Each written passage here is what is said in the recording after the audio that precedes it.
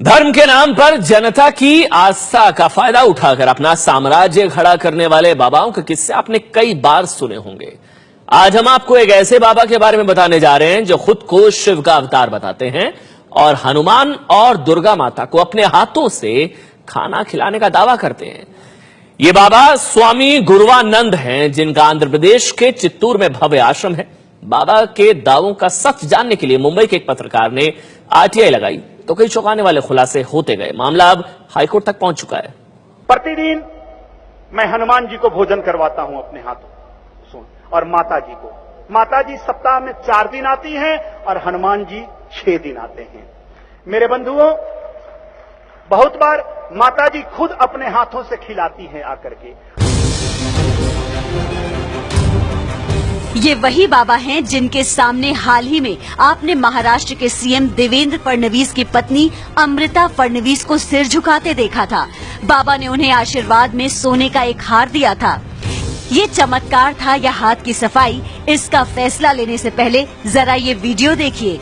मेरे बंधुओं, आज मैं तुमसे एक बात कह रहा हूं। मेरी जन्म नहीं हुई है, मेरी मां कुंवारी थी, भोली थी, मांग बैठी किसी मैं आपको खिलाना चाहती हूं। पेट में उसका बड़ा होने लगा तो डॉक्टर से दिखाए तो डॉक्टर बोले लोथरा है, गांठे हैं, निकाल दो। वो बोली मैं मर जाऊंगी, नहीं निकालूंगी। अगले शिवरात्रि की बारी आई, रात के 2:07 पर वो शिव की तपस्या करके और उनकी साधना कर रही थी और उसी समय मैं उनके सामने आ गया।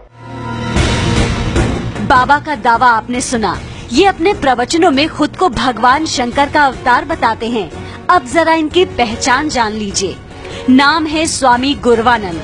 आंध्र प्रदेश और महाराष्ट्र में इनका जबरदस्त जलवा भी है और भक्तों की बड़ी तादाद भी।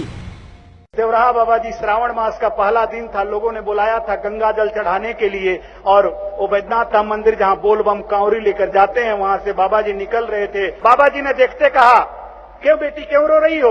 तो वो बोली कि ये मेरा बच्चा है और ऐसे ऐसे डॉक्टरों ने कहा मर जाएगा, नहीं बचेगा। तो बाबा जी ने कहा झूठ क्यों बोल रही हो, तेरी शादी ही नहीं हुई, तुम्हें बच्चा कहां से आएगा? और ये किसी के बेटा नहीं हो सकते और किसी के बाप नहीं हो सकते, ये तो शिव हैं। एक दिन भी बाबा जी ने मुझसे प्रणाम नहीं करवाया।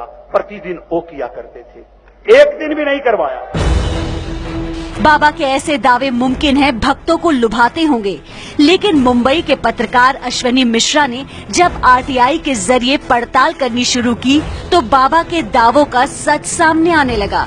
जिस बात से मैं आकर्षित हुआ वो पहला है कि वो देवराहा बाबा के बारे में उत्तर प्रदेश के एक महान संत हुए। ऐसे संत उनके पांव पे गिरते थे, ऐसा उन्होंने कहा है और यहीं से मेरी इनके प्रति जिज्ञासा बढ़ी और मैंने फिर जानकारियां ली। बाबा ने जो भी बातें अपने वेबसाइट पर या जहां कहीं भी कही हैं, उसमें सिर्फ झूठ है और झूठ के सिवा कुछ नहीं। सबसे पहले बात स्वामी गुरवानंद के पासपोर्ट की। प्रवचनों में अपने जन्म को लेकर गुरवानंद जो दावे करते रहते हैं, पासपोर्ट में उससे अलग जानकारी पाकर अश्वनी चौंके। कम से कम 37 सरकारी अधिकारियों को पत्र लिखे हैं कुछ 7-8 महीनों में, किसी के यहां से कोई जवाब नहीं आया कि आखिर ये बात क्या है, क्यों पासपोर्ट गलत रखा गया है, गलत पासपोर्ट पे नाम क्यों गलत है। जब वो आदमी खुले आम पब्लिक डोमेन पे कह रहा है कि मैं दिल्ली में पैदा हुआ हूं, तो उसका एड्रेस पासपोर्ट पे गलत क्यों है? वो कहता है मेरा कोई पिता नहीं है, तो फिर पिता का नाम कहां से आया? ये सारी चीजें चर्चा का विषय नहीं है, तो इन्वेस्टिगेशन करना चाहिए और सरकारी तंत्र को इस पर ध्यान देना चाहिए। अब बारी स्वामी गुरवानंद के उस दावे की जिसमें वो खुद को आईआईटी कानपुर से पास इंजीनियर बताते हैं। उनके जो वेबसाइट है उस पर लिखा हुआ है कि खड़गपुर से आईटीआई किया हुआ है, लेकिन वहां जब मैंने आरटीआई डाला, आरटीआई की कॉपी मेरे पास मौजूद है जिसमें वहां से साफ कहा गया है कि इस तरह का कोई व्यक्ति उनके इंस्टीट्यूट में नहीं है, ये उसकी प्रति है। अश्वनी मिश्रा ने आईआईटी कानपुर में आरटीआई डालकर इस बारे में जानकारी मांगी तो जवाब चौंकाने वाला था। अश्वनी मिश्रा का दावा है कि स्वामी गुरवानंद के फर्जी दावों को लेकर उन्होंने महाराष्ट्र के बड़े अफसरों से भी शिकायत की, लेकिन जांच की बात कहकर उन्हें टरकाया जाता रहा। इसी के बाद अश्वनी मिश्रा ने हाईकोर्ट में बाबा के खिलाफ याचिका लगा दी ताकि स्वामी गुरवानंद और उनकी असलियत उनके भक्तों के सामने खुल सके।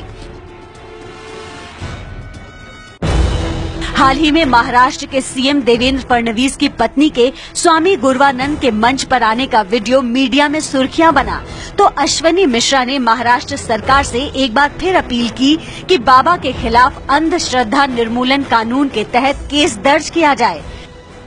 खास करके जो अंधश्रद्धा कानून के अंतर्गत जिस तरह से वो सोने का चेन हवा से निकाल के देते हैं, मुझे लगता है कि महाराष्ट्र सरकार को उस पर कार्रवाई करनी चाहिए और इसके साथ साथ उनकी सारी चीजों की जांच होनी चाहिए। स्वामी गुरवानंद के कार्यक्रमों में जिस तरह राजनीति के बड़े नाम नजर आते हैं, उससे उनकी राजनीतिक पहुंच का अंदाजा लगाना मुश्किल नहीं है। बड़ा सवाल ये है कि आरटीआई से हुए इन तमाम खुलासों और अंधविश्वासों को बढ़ावा देने वाले दावों को लेकर स्वामी गुरवानंद के खिलाफ क्या कानूनी कार्रवाई होगी? और सवाल ये भी है कि आप लोगों की आस्था के साथ इस तरह से आखिर खिलवाड़ कब तक होता रहेगा?